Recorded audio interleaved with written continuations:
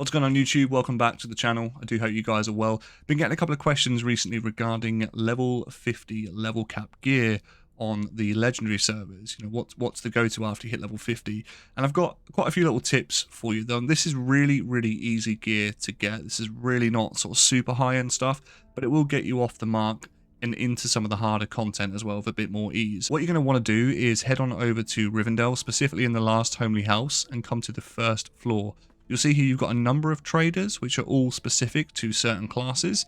For me, I'm a lore master, so I'm going to go and click on this NPC here, and you can see that we can actually barter and purchase items using marks and using medallions. Marks are mainly earned via deeds and general questing, and of course medallions earned through instances. Now the gear, because it's specific to your class, will offer you beneficial traits towards whatever class you're playing. So for example, in this instance, I get quite a lot of bonuses towards will. And you can see here, so at least for the first three, they're all item level 50. And it even goes down further than that. So that's a full set right there. So anything that's got the marks and the medallions next to it. So you can come here straight off the bat. By the time you've reached level 50, you'll have accumulated certainly the marks, absolutely definitely. And medallions, if you are short of a few, you can actually trade for 10 medallions with a currency exchange for 500 marks. If you trade 500 marks, you'll get 10 medallions. If you are a few short, you can go and grab some of those. In fact, if you head into some of these skirmish camps where the currency exchange is, there's also NPCs there that you can straight up barter with for further gear too. I just didn't want to leave this out. Next up, if we pop on over and go and see Celebrier here, you can actually barter with Celebrier, and you can these are the Bilbo Baggins missions, so I would recommend doing a few of these, of course, for the rewards, the daily, weekly rewards, and the reputation, but also for your tokens that you can use here to barter for items.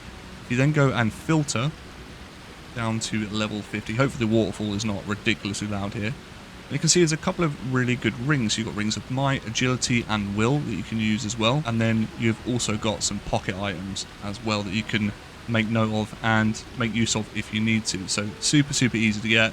You only need 80, and these are done sort of fairly quickly. Next up, I'd recommend finding yourself a mission recruiter. I'm using the one in Bree currently, and get yourself over to Trestlebridge. We'll just do this one first. When you eventually get to Trestlebridge, just trade with the mission NPC here, go into barter, and you've got access to 3 more earrings, which give you really nice buffs. You can see I'm still yet to get my second one, so I'll be on the way to doing that too.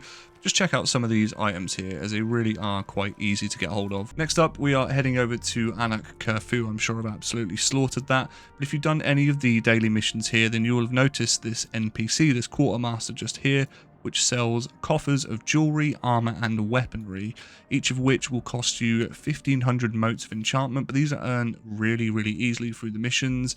And you'll just naturally chip away at these if you're going for the daily or weekly rewards. So yeah, grab a few of those. They mount up quite quickly and can lead to some really nice gear. So I'm sure you guys roughly get the gist of what we're doing here. We're now at Akraz Zahar, and you can see here that I've not quite got the reputation for it yet, but there is a number of braces that I've got available to me once I've reached that reputation cap. And you can see these are purchased with tokens. So again, complete your daily missions, and a lot of this gear is available to you really early on. And if you've chipped away at some of these missions whilst you've been doing the epic story quests, then you'll be in a really good place, hitting level 50, to be able to access this straight away. And it is, some of the stat boosts are really quite nice and quite noticeable.